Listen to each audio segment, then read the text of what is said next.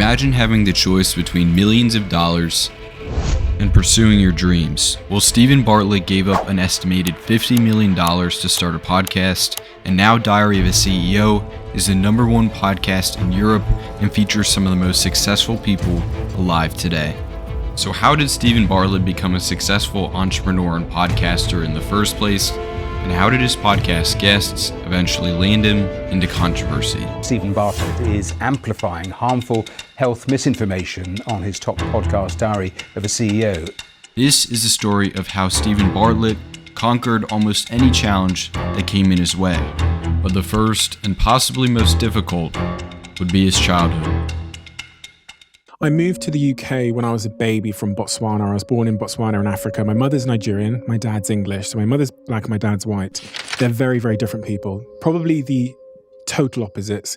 We moved to Plymouth in the southwest, only black family and the poorest family in the area. Our house was smashed to pieces. 6-foot high grass out front, smashed windows on the front for 15 years, fridges, TVs in the back garden, in a perfect middle-class neighborhood. When I was about 5, 6, my family got into real financial hardship to the point of bankruptcy. And then my mum, I think what tends to happen, especially with the youngest sometimes, is the parents kind of presume they've raised all the kids. So they weren't in the house when I woke up and they weren't in the house when I went to sleep. But despite growing up in less than ideal conditions, Steven would learn from them and they would begin his life as an entrepreneur. So I was waking up at 10 years old, and again, I wanna eat today. I wanna try and figure out how to get the shoes that the other kids have. And at the time, I was running these little experiments in school with businesses. Ended up, doing the school trips for our school, did the deals for our vending machines, and so the school wouldn't have to pay for them anymore, and they got a commission on them. But despite working for a school, Steven didn't necessarily have the best relationship with school. So I was expelled from school by let's call him Mr. T. And then I was unexpelled by Mr. Sprinkle. He unexpelled me because I made the school so much money. Wasn't rude to anybody, always been well-mannered, couldn't do school, couldn't hand in homework, couldn't listen in class, had to fall asleep in every lesson. Go to university believing it'll be different, last one lecture, drop out. Call my mum, I'm dropping out. She says, if you do, I'll never speak to you again. I say, I love you too. I put down the phone. We didn't speak for many years, and then started businesses. At the time, it was a website called Wallpark. I raised £5,000, which to me was just a tremendous amount of money when you're literally shoplifting Chicago Town pizzas. But at £5,000, how do you do marketing? You take ads out in the student newspaper, you put flyers up, put posters up. So that's what I went and did. I spent the full £5,000 on doing that, and no one came to my website. It's crazy because when you have no money, you get really innovative. You're forced to. So I gave a kid 50 quid for a Facebook page one day. And we said, let's just post it on Student Problems. At this point, Student Problems has got about 25,000 followers. And then the minute we pressed a link, 300 people went straight to the website. And by using social media to sell things online, Steven was able to create his first ever successful business, Social Chain. So I said to myself, what I need to do is own all the Facebook pages, all the Twitter pages. Went round the country in 2012, 2013, met every young kid that had built big social media pages, 7, 8 million followers, each page in their bedrooms, hired all of them, and that's what created this chain of social media pages. From there, the business went into marketing and started doing the marketing for Amazon, Coca-Cola, Uber. I was 21 years old and we took a large investment into my company, and one of the first things I bought was a £13,000 large blue slide with a ball pool before we had desks in the office. The blue slide told you a story about who we were. We were young, we were disruptive, we thought differently. Although Social Chain was a huge success, this is where the story gets a bit more complicated. In 2019, Social Chain was merged with Lumaland, creating the holding company Social Chain AG, which now owns over 60 companies. The original company of Social Chain later sold in 2023 to a competitor called Brave Bison for £7.7 million, or almost 10 million USD. In 2020, Steven disagreed with the board, wanting to separate the marketing and e-commerce businesses, and due to them disagreeing on this issue, he left. It's estimated that if Steven would have stuck with Social Chain AG, he would have made around £50 million, or 65 million USD. Contrary to popular opinion, quitting is for winners.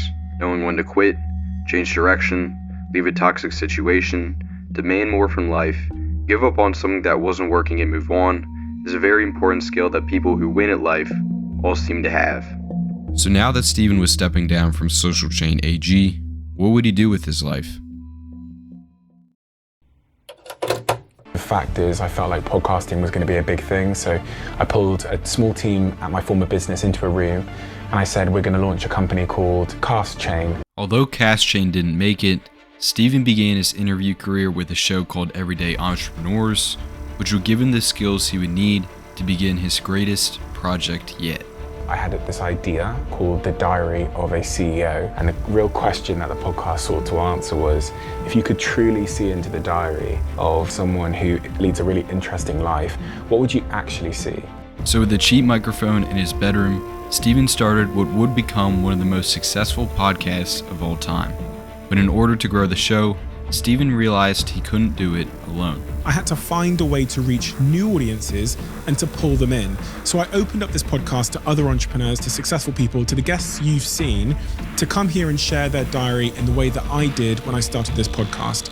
But even with a successful show on the rise, Steven was still involved in many other ventures, becoming the youngest dragon on Dragon's Den, the UK version of Shark Tank. Dragons is such a huge honor. I've watched it since I was 12 years old, and it just feels like this tremendous honor. And the other word I used to describe it is responsibility, because I know I was that 12-year-old kid looking at it, understanding the world of business from that show. And I know there'll be other kids, especially kids that come from sort of underrepresented backgrounds, that don't have rich families, and that might be, certain ethnicities. And they'll be looking up at me. Steven became the author of 2 books, and in 2024 he released Flight Story, which allows guests on his podcast to have their own show through Flight Studio, and Flight Fund invests in startups and more established companies such as Huel, Whoop, and SpaceX. But the larger the brand of Steven and Diary of a CEO got, the more prone it was to criticism. In late 2024, BBC ran an investigation and found that the podcast had been guilty of spreading harmful health claims and misinformation. Steven Bartlett is amplifying harmful health misinformation on his top podcast, Diary of a CEO. We tracked the podcast's episodes from the last 18 months. Then we analysed the health-related ones. We fact-checked the claims of 15 episodes with the advice of 4 experts. We found an average of 14 potentially harmful claims per episode. Although Steven didn't directly respond to these claims, his company, Flight Story, did. The BBC claims have reviewed 15 specific episodes of nearly 400 published to date. For any reporting of DOAC to focus on less than 4% of episodes with an extremely limited proportion of guests, some of whom have featured on the BBC, to create a broader and, in our opinion, partial narrative is disappointing, misleading, and frankly, disingenuous. Most likely in response to this situation, Diary of a CEO has also started independently fact-checking its episodes. Whether you like him or not, Steven Bartlett has clearly lived out his dreams. But are dreams really worth living? My diary says, and I've uploaded this to the internet, I want a Range Rover Sport as my first car. I'll have $1 million before I'm 25. I'll have a girlfriend and a 6-pack. But that was my North Star in life. So you achieved these things, and then what happened? A narrative had lied to me at some point along the way. A narrative had told me that upon our company going public that morning, when I went over to my phone in the corner of the room, that a marching band might appear, and maybe all of those people that called me the N-word or bullied me when I was a kid would appear and apologize and say how great I was, or something. I was confused about. I was confused about the nature of fulfillment and who I was and why I wanted what I was, and I was riddled with fake ambitions. But I promise you this.